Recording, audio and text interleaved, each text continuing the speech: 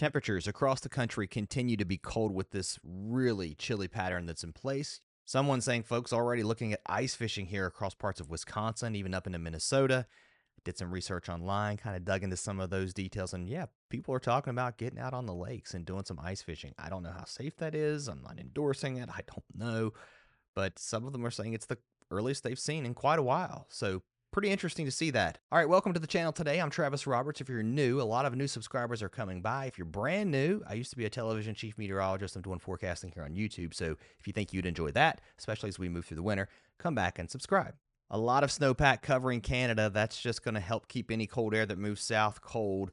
And look at your temperatures heading into tonight into early Tuesday morning, staying chilly across the east. We are going to see some modification in temperatures as some southwest flow starts to develop here. You can see numbers coming up as we head into Wednesday, but here comes your next shot of cold air already on the heels of what's moving out. It's going to be back as we head toward Thursday and Friday. Temperatures up here across the upper Midwest into the northern plains, single digits below zero, teens, 20s, all the way down into the south as we wake up early Friday morning. That's some really chilly air. And then we're going to turn the lake effect snow machine on once again. Across the west, warmer here than average. Your real Arctic air bypassing the Rockies, moving down into the plains. That's the cold that's lifting out as we head into Tuesday. So some warming here, downwind of the mountains here into Alberta, Saskatchewan, over into Montana, South Dakota. You can see a bit of a westerly flow warming our temperatures up into the 30s and 40s. But boom, there comes the cold again from the great north, with temperatures dropping below zero across North Dakota, Minnesota, even into South Dakota. Pretty cold here as our pattern stays chilly. Here's where I think things are going to go as we head into the weekend. We've been watching this piece of energy and these impulses that are diving in from the northwest. There's better agreement today that it doesn't look like this here is going to phase with what's happening here across the east heading into the weekend. You know, if you go back and watch some of the videos, I told you my confidence was super low with anything really happening.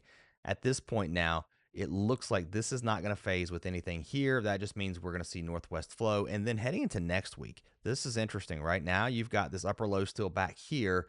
And look, more of a zonal flow. Temperatures on the way back up across the east, but now your battle zone is here. Do we get some kind of snowstorm across the central part of the country? Still to be determined. Confidence low in that. Even on the ensembles, nothing really showing up, but I'll show you on some of the operational runs how we're getting some snow.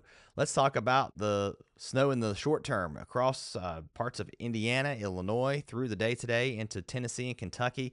Some light snow with this very weak feature that's moving through, and our lake effect continues. Now notice our winds now more like this, and actually across Michigan kind of like this. So that's pulling our winds out of the northwest and bringing that lake effect into some different areas. However, I will say here into parts of far western New York, we've just been hammered with snow. We're going to get snow here off of Lake Michigan, maybe into parts of northern Indiana through Tuesday morning, and some of that could be heavy at times. And then we sort of shut that off as some westerly flow starts to develop here. Some warmer air aloft too helps shut that down a little bit. And then here comes our next system that's going to bring quite a bit of snow, not in the order of feet, into parts of Ontario and southern parts of Canada as we head into Wednesday. But look, I mean, that's a decent shield of snow. Here's that quick stripe of snow, by the way, before we move on, from parts of Minnesota all the way into the Appalachians. A few flakes may actually fall into the Piedmont of North Carolina. Not a big accumulating snow, but nonetheless, we could see our first flakes of the season. There's your lake effect here going into western New York, down into Pennsylvania. Still several inches possible under some of the heavier snow bands, and we could push a couple of inches here into southern parts of Michigan, down into Indiana as our winds spin out of the northwest, and not nearly as heavy across the UP of Michigan as the lake effect continues, but again, not nearly as strong. That next system that's going to move through southern Canada will also bring some snow into parts of the Ohio Valley, the Great Lakes, and into the northeast sometime Wednesday night into Thursday. Further west you go, of course, it's going to start a little bit earlier, but behind this, a lot of wind, and it's going to turn really cold too. With more lake effect snow here, your core of cold air aloft moving right across Michigan, down into Pennsylvania. So underneath that, we're going to just create a lot of instability, a lot of rising motion across the lakes, which are still unfrozen at this point. And one has to ask, with this cold pattern, how long will they stay unfrozen this year going into January?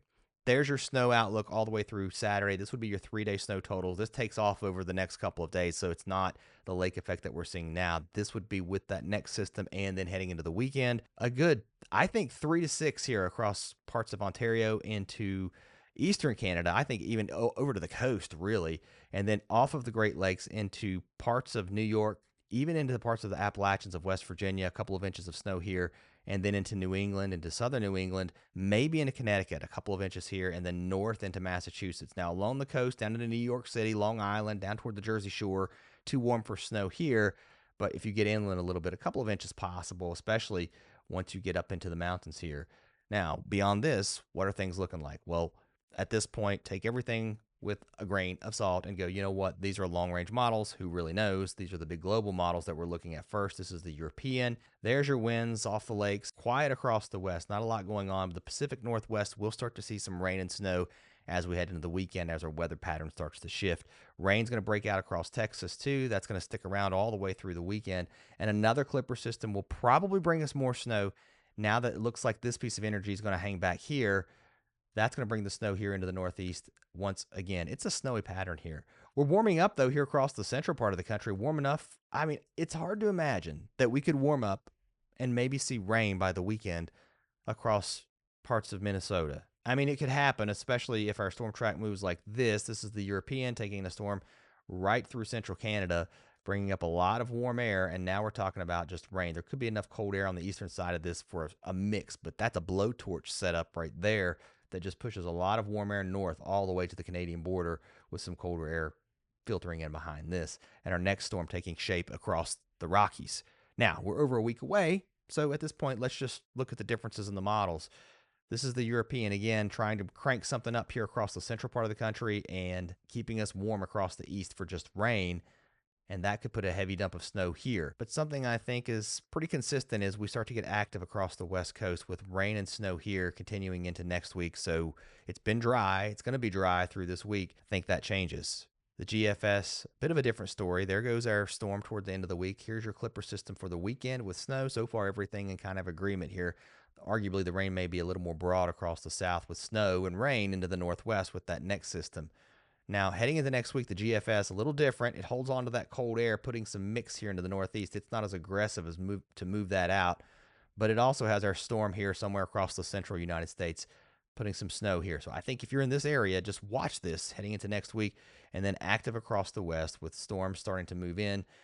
The GFS, not nearly as warm as the European. Which one do I believe? I don't know yet. I mean, I'll be honest with you. I don't know, but I'll tell you, the GFS is much more aggressive with keeping us warm and cold versus the European, which says we go warm and blowtorch to the end of the month. So let me know down below which you believe is going to happen. Good alignment with the Canadian. There goes that system to the north into the northeast, and here comes our storm next week. Again, putting snow back here in this area somewhere, or at least the chance of it. I circle Kansas. I don't know that it gets that cold here, but up into Nebraska, Iowa, Minnesota, Wisconsin, this could be a decent snow here, and then there's your active pattern across the west on the Canadian model anyway.